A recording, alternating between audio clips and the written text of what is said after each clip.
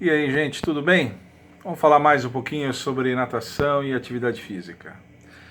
Hoje eu vou abordar um assunto que acabou nascendo do vídeo anterior. No vídeo anterior eu falei sobre nado submerso e no finalzinho falei dos riscos do apagamento, que se ele não for acompanhado por uma pessoa que esteja junto do praticante de apneia, de nado submerso, de apagamento pode se desdobrar em afogamento, né?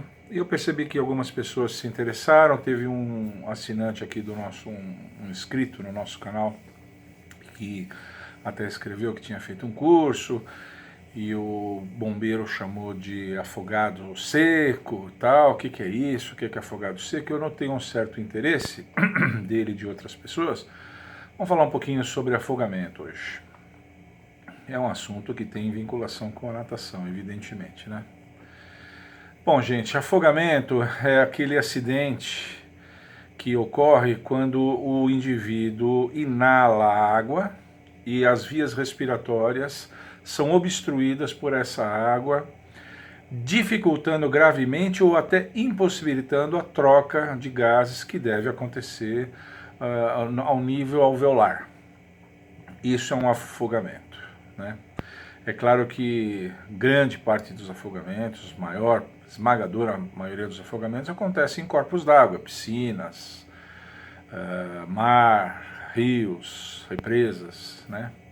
O indivíduo não sabe nadar, se mete a besta e acaba se afogando. E o afogamento, ele é diferente de outros acidentes que podem vitimar uma pessoa, vitimar fatalmente uma pessoa, ele acontece em fases, tem fases. Vou falar um pouquinho sobre essas fases. Eu fiz uma pesquisa, tive que até fazer uma pesquisa extensa, porque a nomenclatura é a mais variada possível, mesmo nos sites portugueses de Portugal, muito diversificada, e eu tentei dar uma organizada na coisa. Quando o indivíduo entra na água e ele se vê em dificuldade, a primeira fase é a fase da angústia, ou chamado nadador cansado. Ele está nadando ainda, ele está ainda se movimentando em cima da água, respirando, muitas vezes fazendo aquele nado Tarzan, mas ele percebe, já começa a ficar angustiado, percebe que não vai conseguir chegar onde ele queria, não tem ninguém perto para ajudar, não tem um ponto de apoio onde ele possa se segurar, e ele começa a ficar angustiado. Passada essa fase, se ele não obtém ajuda, se ninguém se aproxima dele e tal, vem a fase do pânico. Aí o sujeito entra em pânico, aí ele já não pensa mais. Nessa fase do pânico, as pessoas dizem que é problemático tentar ajudar uma pessoa em pânico, porque muitas vezes o nadador em pânico, é um pré-afogamento ainda, pode se agarrar a uma pessoa que tente ajudar e aí vão os dois. Então é muito comum que salva-vidas, bombeiros e pessoal que é ligado a salvamento, o indivíduo que está nessa fase de angústia ou na fase já do pânico, interessante é você dar alguma coisa para ele, uma prancha de surf, uma boia, alguma coisa que ele possa se segurar, e você reboca o cara pela boia para você não ir até a pessoa. Existe inclusive umas técnicas chamadas judô aquático para você se desvencilhar do indivíduo quando ele te abraça. E quando eu falo abraçar, não é abraçar só com os braços não, o cara abraça você com as pernas, você não consegue sair. São relativamente frequentes casos de pessoas que vão para ajudar esses afogados, esses nadadores em pânico, não são afogados ainda, e vão os dois juntos. Bom, passada essa fase do pânico, não aparece ninguém, essa fase do pânico é onde o cara ainda grita, ainda chama, né, ainda se debate. Passada a fase do pânico vem a fase da imersão, né? Eu fiz algum tempo atrás um vídeo sobre o uso do celular e afogamento infantil, e eu pus uns vídeos de afogamentos infantis.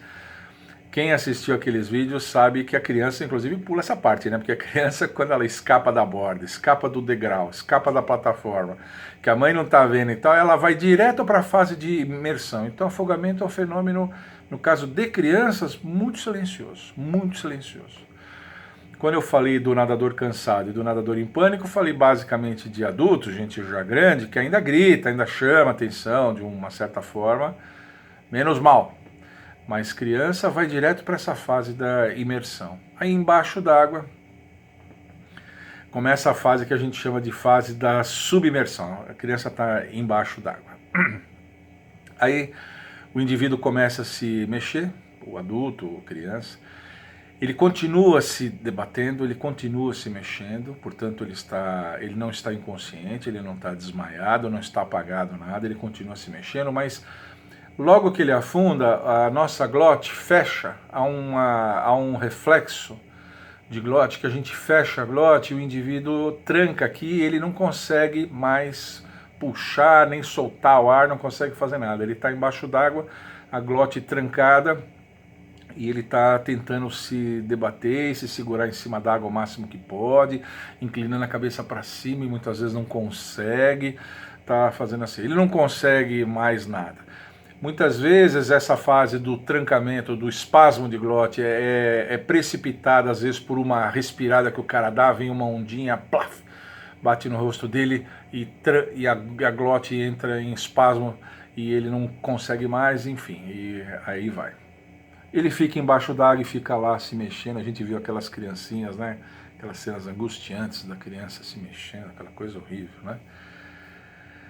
Então, e essa parte da imersão, ela pode evoluir, inclusive, para o apagamento.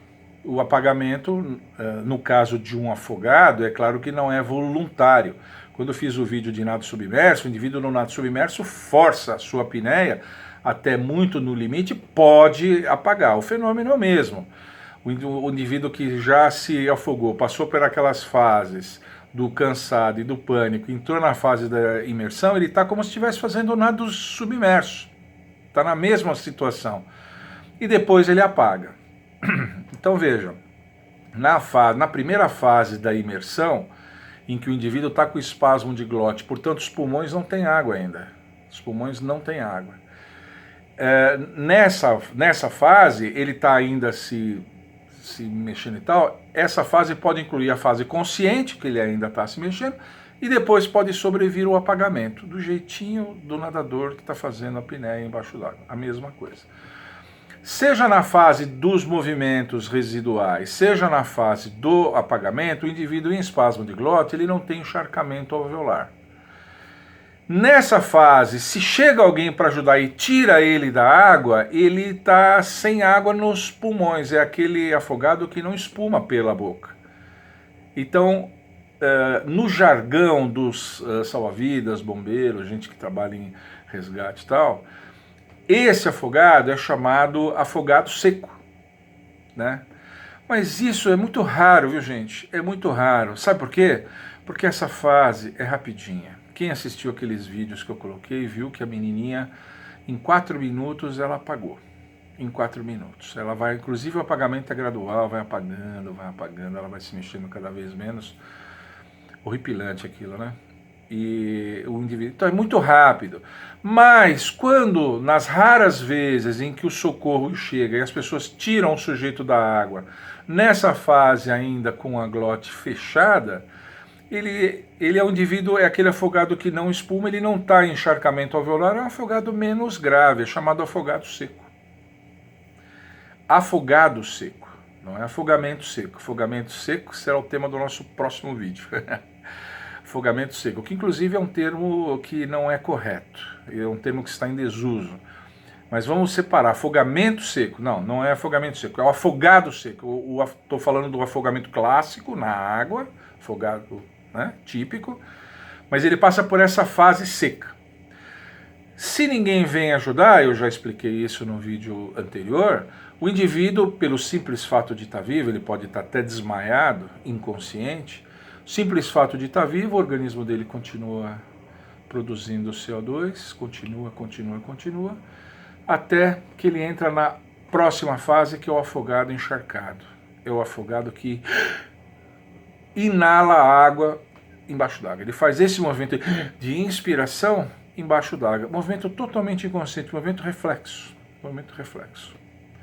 Aí ele entra em encharcamento alveolar, entra água, a água desce. Gente,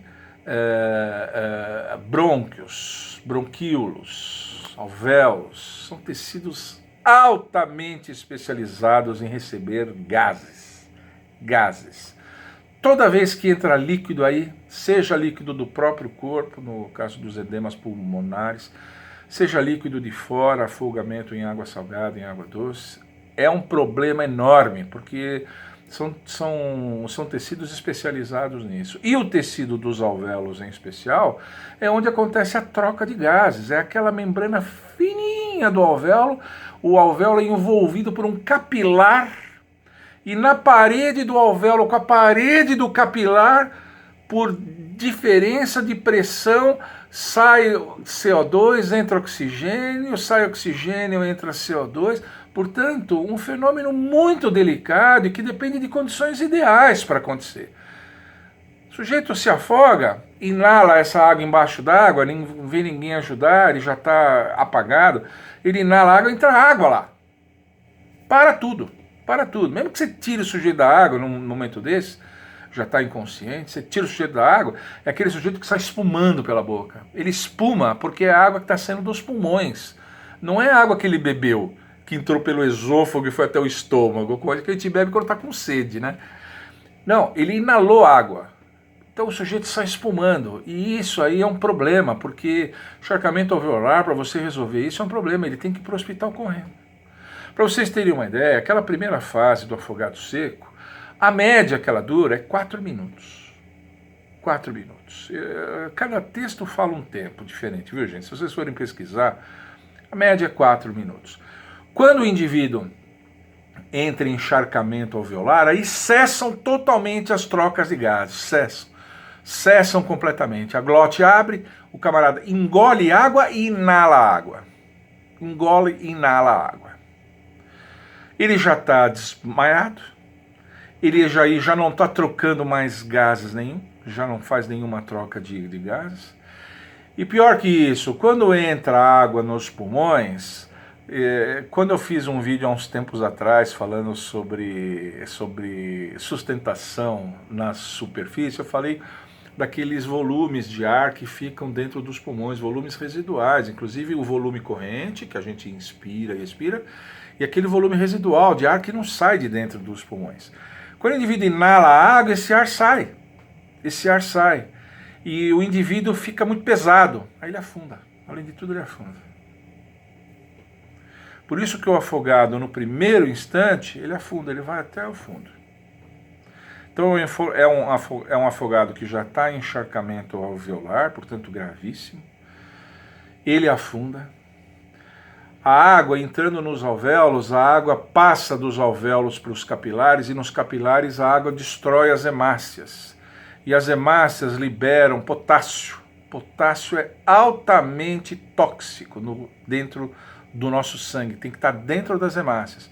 Quando ela extravasa, ele vai para o sangue, ele é altamente tóxico porque ele paralisa todo o funcionamento de todos os músculos estriados do corpo, inclusive o músculo cardíaco.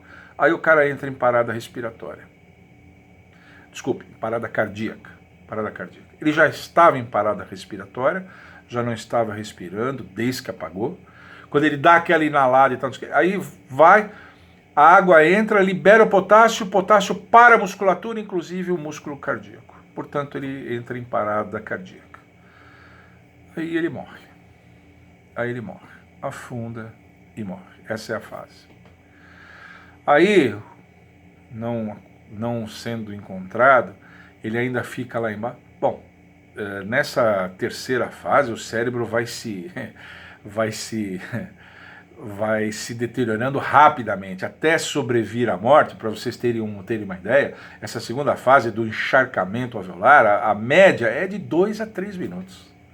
2 a 3 minutos. 2 minutos começa a ter danos cerebrais irreversível.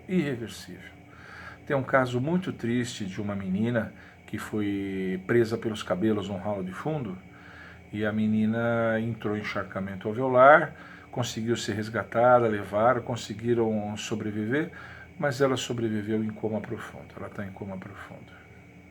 Então ela praticamente não se move, está em coma profundo. É um negócio terrível. A mãe move uma campanha gigantesca para adoção de ralos anti-aprisionamento de cabelo, e ela criou uma ONG a respeito disso, mas a menininha está numa cama de hospital e lá deve ficar o resto da vida. É muito triste. Então essas coisas são de minutos. Minutos, 2 a 3 minutos que acontece isso. Depois do cara morto, lá embaixo um tempo, quando passam as horas, aí já passa 18, 20, 24 horas, passa de um dia para o outro, o indivíduo já está morto, começa o processo de deterioração, onde as bactérias começam a consumir o corpo. Aí esse processo de ação bacteriana sobre o corpo humano libera gás. Aí o corpo incha de gás, aí o afogado sobe de novo.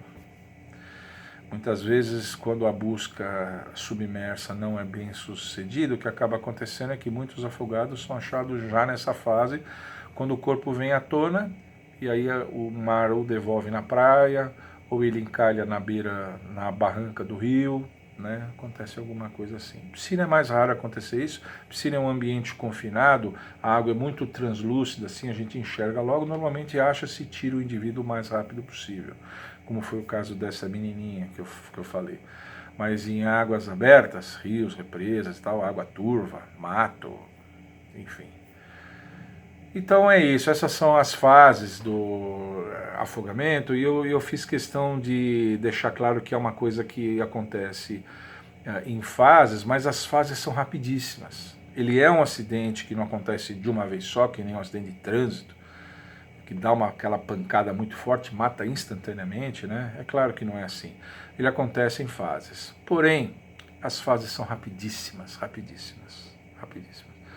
E quando o indivíduo dá sorte de ser achado ainda não em encharcamento alveolar, é que o jargão, a gíria que as pessoas usam é afogado seco. E depois o afogado encharcado, o afogado molhado, que ele espuma pela boca, enfim. É isso. Eu fiz esse vídeo aqui para dar para vocês a noção da gravidade da coisa, da seriedade da coisa, né? Como eu disse, apesar de ser um acidente em fases, as fases são muito rápidas, ele é quase instantâneo. E o afogamento é um fenômeno silencioso, é silencioso. Raríssimas vezes o indivíduo passa, só adultos mesmo passam por aquela fase do nadador cansado e do nadador em pânico. Crianças, em geral, não passam por essa fase, viu gente? Vão direto para a fase submersa, a criança afunda e lá se afoga. E cada segundo conta. Cada segundo conta. Então fiquem muito alerta quando vocês estiverem em lugares assim de águas abertas, em piscinas, para quem não sabe nadar, para quem não tem muita intimidade com a água, fiquem muito alertas com isso, tá bom? Agora no próximo vídeo, como eu antecipei, eu vou falar sobre um outro fenômeno, que é o chamado afogamento em seco, ou afogamento secundário, que eles chamam também, né? Que são termos que já não se usam mais, os médicos já não recomendam e tal, mas isso fica para o próximo vídeo, esse já está longo demais. Obrigado pela sua atenção, gostou? Deixa um like, continua divulgando o nosso canal, mandando sugestões, mandando as suas dúvidas, mesmo que sejam dúvidas como essa de hoje, que não tenham diretamente a ver com natação, que eu vou procurar organizar as coisas e passar alguma coisa para vocês. Tchau!